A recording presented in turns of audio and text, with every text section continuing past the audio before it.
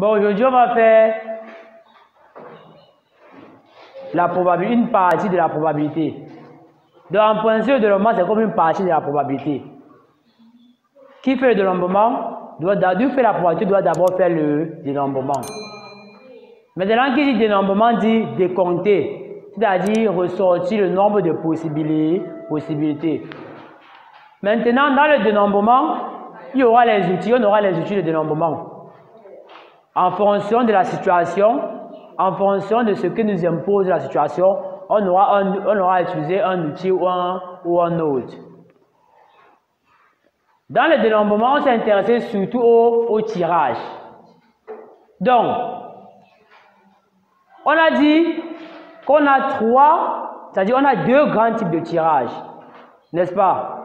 On a dit qu'il y a le tirage successif et le tirage simultané. Beaucoup ne comprennent pas ce que c'est que le tirage, beaucoup ne comprennent pas la différence entre les deux. Par exemple, j'ai cette boîte de craie. C'est une boîte de craie multicolore, c'est-à-dire les craies ont plusieurs couleurs différentes. On peut me demander, une opération peut consister à tirer, une opération peut consister à tirer 3 barres de craie par exemple dans cette boîte de craie. On dit tire 3 boîtes de craie. Ça veut dire qu'est-ce que je fais ici? Je peux décider de tirer mes 3 barres de craie en même temps. C'est-à-dire, je dépose la boîte de craie. Je tire 3 barres en même temps. Voilà. J'ai tiré mes 3 barres de craie. Dans ce cas, aucune barre de craie ne va se vanter d'être tirée en premier. Parce que tout le monde a été tiré au même moment. C'est-à-dire que là, maintenant, on ne va pas tenir compte de l'ordre. On va chercher à savoir qui a été tiré avant, qui a été tiré après. Je peux aussi décider d'envoyer ma main dans la boîte. Je tire d'abord une barre de craie. Ensuite, je tire la deuxième et je tire la troisième barre. Oh, d'accord? J'ai d'abord tiré une barre. Ensuite, j'ai tiré la deuxième barre. Et enfin, j'ai tiré ma troisième barre. On va dire qu'on a fait un tirage successif. C'est-à-dire on tire les unes après les autres. Maintenant, vous voyez qu'ici, on va tenir compte de l'ordre, n'est-ce pas? Parce que là, on va dire que tu peux même pas tirer en premier, l'autre en deuxième, en troisième, ainsi de suite, n'est-ce pas? Dans le tirage successif, il peut encore avoir deux autres sous-types de tirage. Je peux dire que j'envoie ma main dans l'une, je tire une barre de craie. Oh, d'accord? Je garde. J'ai tiré une barre de craie, non, je garde. J'envoie ensuite ma main dans l'une, je tire la deuxième barre de craie, n'est-ce pas? Je garde. Après, j'envoie ma main dans l'une, je tire la troisième barre de craie, je garde. Vous voyez que lorsque je tire la première barre de craie, je ne peux plus tirer cette barre de craie, n'est-ce pas? Parce que je n'ai pas remis, n'est-ce pas? Avant de tirer la deuxième, je ne peux plus tirer la deuxième barre que j'ai tirée, je ne peux plus tirer ça en troisième position. On va dire que j'ai effectué un tirage successif sans remise. Oh, d'accord? Parce que quand je tire, je garde. Je tire, je garde, je tire, je garde. Je ne peux pas tirer une même craie deux fois. C'est ça qu'on appelle le tirage successif sans remise. Je peux aussi décider d'envoyer la main dans l'une ou alors dans la boîte. Je tire, il me dit que j'ai tiré la barre de couleur bleue. J'écris quelque part que bleu. Je sais que j'ai tiré une barre bleue. Oh, d'accord? Je remets encore dans l'une. Mais c'est que le premier tirage, il y avait une barre bleue, non? Mais je remets encore la barre bleue dans l'une. Avant d'effectuer le deuxième tirage, vous voyez que la barre n'a pas encore une chance d'être tirée. Je tire la deuxième barre. Je note la couleur. Je remets encore dans l'une. Je tire la troisième. On va dire qu'on a effectué un tirage successif avec remise. Donc, chaque fois, une même barre de craie peut revenir. Si on veut tirer 3 barres de craie, c'est possible que je tire la même barre de craie 3 fois. Parce que quand je tire, je remets, je peux retirer la même chose. Donc, quand on parle donc de tirage, on va s'intéresser au tirage. Quand on parle de tirage, n'est-ce pas? On peut effectuer un tirage successif ou un tirage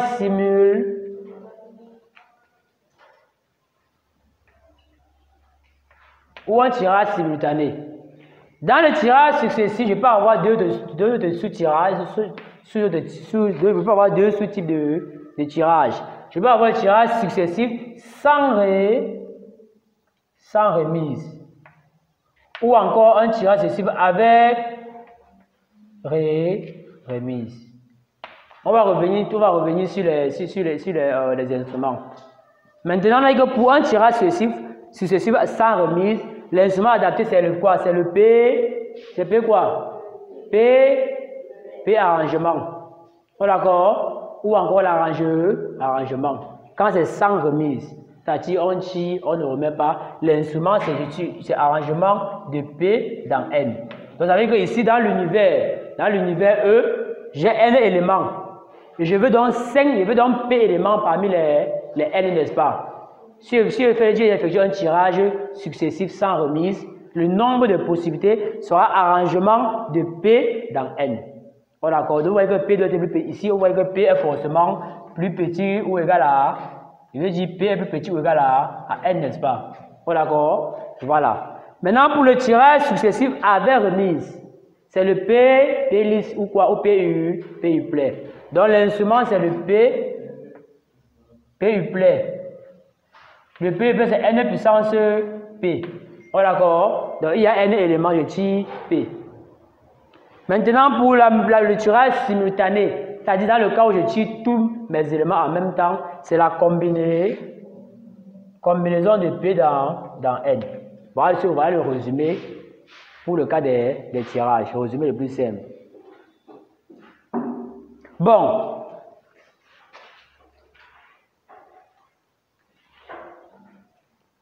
Avant de continuer, on va donc revenir sur les arrangements, sur les instruments de l'embombement. C'est-à-dire arrangement, combinaison.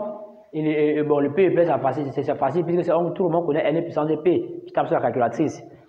On va leur montrer on va voir comment on calcule l'arrangement de P dans N. Arrangement de P dans N. Si tu fais l'arrangement de P dans N, c'est factoriel de N divisé par factoriel de N moins P. Donc c'est factoriel de N divisé par factoriel de N moins P. Voilà l'arrangement de P dans N. Ça fait factoriel de N divisé par factoriel de N moins P. Oh, d'accord. Maintenant, si on veut calculer combinaison de P dans N, c'est factoriel N divisé par factoriel P d'abord. Oh, d'accord. Factoriel N moins P. Donc, ça dit pour quitter des arrangements, pour avoir la combinaison, ici je prends l'arrangement divisé par factoriel P. Oh, d'accord. Voilà. On va donc passer au nombre de permutations. Quand on parle de permutation, on va passer au nombre de permutations. Par exemple, si je viens ici, encore prenons le cas simple, prenons le cas permutation.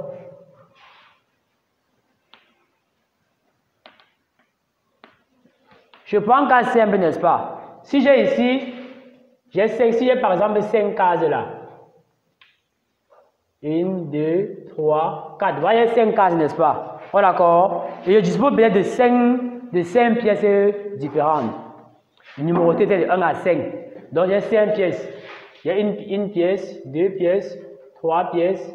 Donc, 4, 5. Donc, j'ai les pièces numérotées de 1 à 5. Oh, d'accord. On dit permuter, je veux classer, je veux voir le nombre de classements possibles de ces 5 pièces dans ces 5 cases. Vous voyez que c'est la permutation, n'est-ce pas? Oh, d'accord. Donc, ça veut dire quoi ici? Je veux trouver le nombre de possibilités de classer 5 éléments, c'est-à-dire de classer 5 éléments sur 5. Oh, d'accord. Parce que là, on tient compte de l'ombre, là, on a mis les cases. Ça veut dire que quand j'ai peut-être la pièce de numéro 1 ici, dans la première case, et numéro 2 dans la deuxième case, c'est différent d'avoir la pièce de numéro 2 ici et la pièce de numéro 1 dans la deuxième case, d'accord? Ça qu'on appelle permutation. Donc vous voyez ici que la permutation, c'est l'arrangement de n éléments dans n, n'est-ce pas? Oh, d'accord? Donc ici, si je veux trouver le nombre de permutations ici, tout le monde va voir. Ou alors on peut prendre un cas simple pour expliquer. Si on prend le cas 3 par exemple, le cas simple, le cas de 3 éléments. Je peux avoir 1, 2, je peux avoir 1, 2, 3, n'est-ce pas? Je peux aussi avoir quoi? Je peux aussi avoir 2 ou alors 1, 3, 2. C'est ça, non? Je peux encore avoir. Maintenant, j'ai fini avec. Je peux avoir maintenant 2, 3, 3, 1. C'est ça, non? Je peux aussi avoir 2, 1, 3. Je peux encore avoir 3, ou alors 3, 2, 2, 1. Je peux aussi avoir 3, 1, 2. C'est fini, n'est-ce pas? Donc, on voit que le nombre de permutations, c'est 1, 2, 3, 4, 5, 6. Oh, d'accord? Vous allez voir que 1, 2, 3 correspond à quoi? Si vous calculez arrangement, de quoi? De 3 dans 3, ça va vous donner effectivement factoriel de 3 sur factoriel de 3 moins 3. Ça va faire factoriel de 3 sur factoriel de 0. Oh, d'accord. Oh, factoriel de 0 égale à quoi? Égale à 1 par convention. Factoriel de 0, c'est 1. Ce n'est pas 0. Donc, ça fait ici factoriel de 3. Oh, d'accord. Vous voyez qu'effectivement, qui est égal à quoi? Qui est égal à 3 fois 2, n'est-ce pas? Donc, ça fait 6, effectivement, n'est-ce pas? Oh, d'accord. Donc, le nombre de permutations ici correspond à quoi? À l'arrangement de n dans n. Qui est encore égal à quoi? À n factoriel. Oh, d'accord. Le nombre de permutations, n égale à arrangement de n dans n, qui est égal à factoriel n. Le nombre de permutations, c'est factoriel n. Le nombre de permutations. L'anagramme d'un mot, écrivez l'anagramme d'un mot, est le nombre de mots. L'anagramme d'un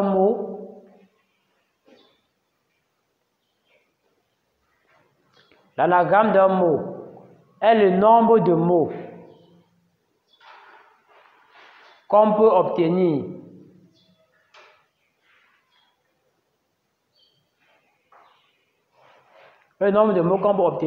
par transposition des différentes lettres de ce mot.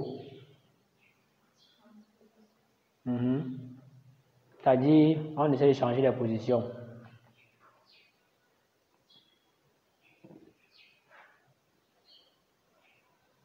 On est d'accord. Quand il n'y a pas d'anagramme, par exemple ici, après qu'il n'y ait pas de mots ici, on va s'intéresser, on va prendre tous les mots possibles. Que le mot là ait un sens, que le mot ait un sens ou pas, on va accepter. On est d'accord. Ça veut dire que par exemple, si je dis peut-être de trouver, si je dis peut-être exemple, bon, on va dire ici, soit, écrivez soit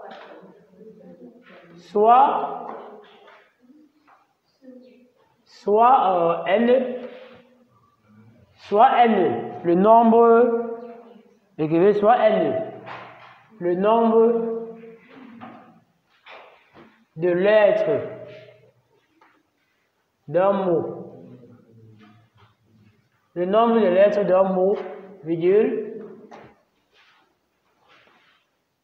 NI,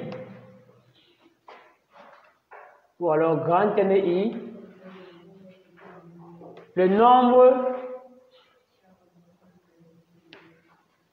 de répétitions, ou alors le nombre de fois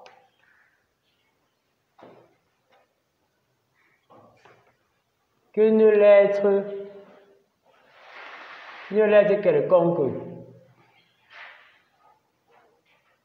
quelconque I se répète.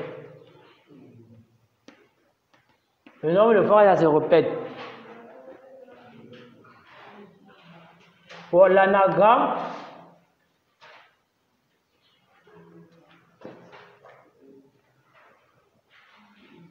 de ce mot est donné par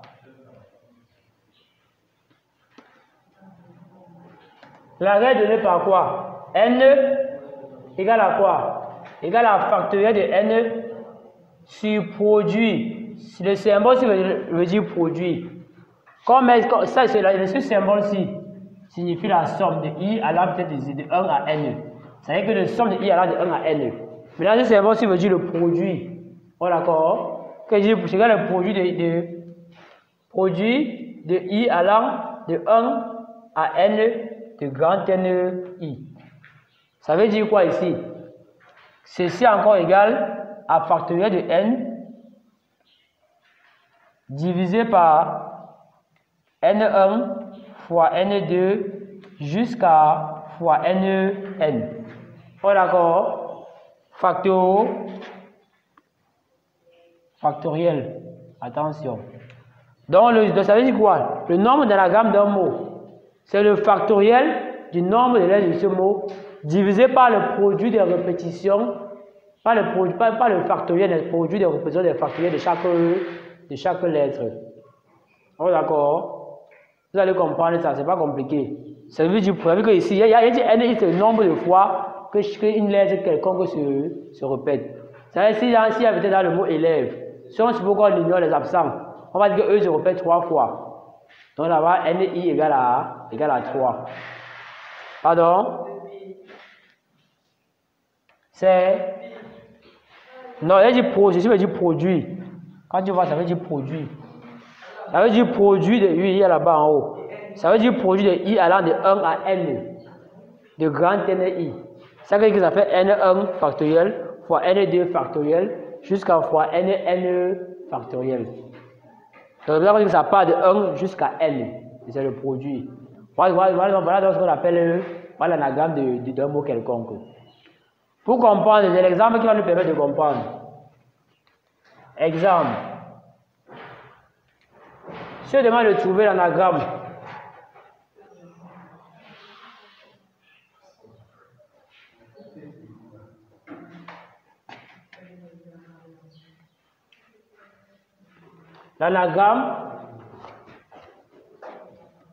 de chacun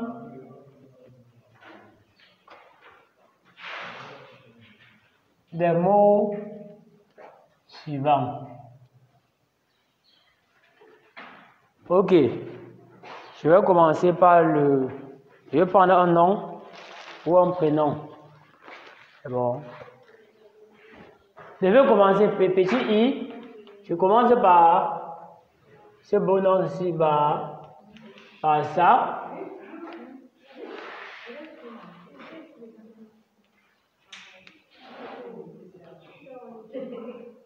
Par ça.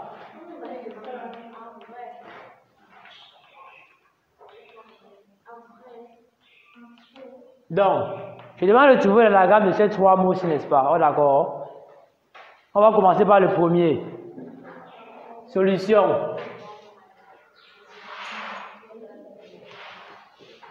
Le KI.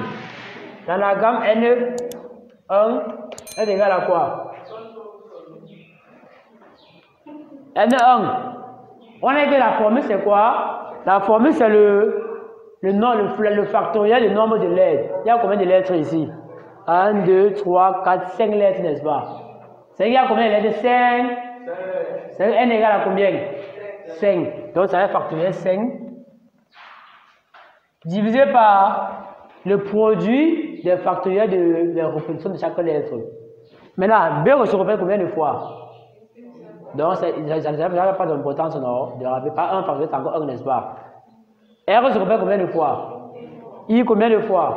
C, c'est qu'il y a aucune lettre qui se répète, toutes les lettres se répètent après une seule fois, n'est-ce pas? Donc ça veut dire que c'est pas nécessaire de mettre un dénominateur. Ça fait diviser par 1 factoriel, fois 1 factoriel, fois 1 factoriel, 5 fois, ça va faire tout 1, n'est-ce pas? Donc ça fait tout simplement 5 factoriels. Donc ça correspond à la permutation. Donc lorsqu'il n'y a pas de lettre qui se répète, c'est une permutation, n'est-ce pas? Donc ça va faire factoriel 5. 5 fois 4 fois 3 fois 2 fois... Ça fait combien? Ça fait 120. Vous savez comment on peut directement taper ça à la calculatrice, non? Il y a factoriel sur la calculatrice. Voilà. Donc ça veut dire qu'avec le mot, on peut fabriquer 100, avec le mot brise, on peut fabriquer 120 mots différents. On a bien dit avec un sens ou pas. Oh, d'accord. Donc on peut avoir 100 différents mots avec les lettres du mot brise. Donc, maintenant, II. Le deuxième, N2. Je compte le nombre de lettres ici. Il y a, dans le mot indiqué ici, il y a ici, c'est 1, 2, 3, 4, 5, 6, 7, 8. Il y a 8 lettres, n'est-ce pas? Oh, d'accord. Ça veut dire que N égale à 8.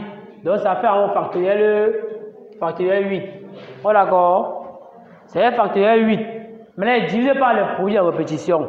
Le produit de factoriel de répétition.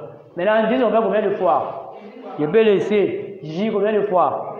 I combien de fois? Donc, ça fait si factoriel. Je continue K, E, S. Donc, fois factoriel. Oh, d'accord. Vous comprenez déjà, non? Si K se répétait 2, peut-être 3 fois les factoriel 3, ainsi de suite.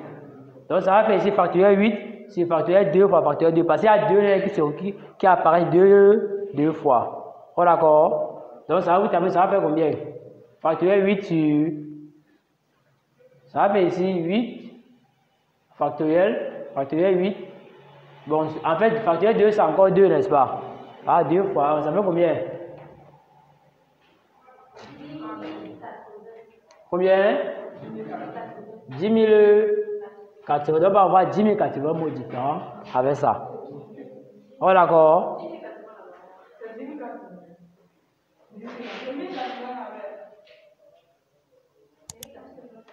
Donc, maintenant, I. Maintenant, ça va dépendre. Dans certains cas, on peut dire, je vais choisir le mot élève. Moi, ici, j'ai pris en majuscule, n'est-ce pas? C'est que j'ai ignoré les absents. Il faut qu'on soit d'accord. On va vous imposer comment vous allez travailler. J'ai choisi le mot élève en ignorant les absents. Donc, eux, c'est eux. On ne va pas savoir si c'est eux absent aigu ou absent grave. Dans certains exemples, vous dites trouver le nombre dans la gamme du mot élève en tenant compte des absents. Oh, d'accord. Là, maintenant, on aura l'absent aigu et l'absent grave. Tout ça sera différent. Oh, d'accord. Oh, d'accord. Maintenant, on va maintenant dire en ignorant les absents. Donc, eux, c'est eux. Comme le cas présent. Oh, d'accord. Et ici, maintenant, eux, c'est eux. Il y a combien de lettres? 1, 2, 3, 4. Il y a 5 lettres, n'est-ce pas? C'est-à-dire qu'on a N3. Ça va faire 5. Factoriel 5. Eux, ils ont fait combien de fois? Ça va faire sur factoriel 3. L, V. Donc, c'est bon, n'est-ce pas? Donc, ça va faire 5 fois 4 fois factoriel 3 sur factoriel 3. Je simplifie. Donc, ça fait donc 20. Donc, avec élève, on va avoir 20 mots différents.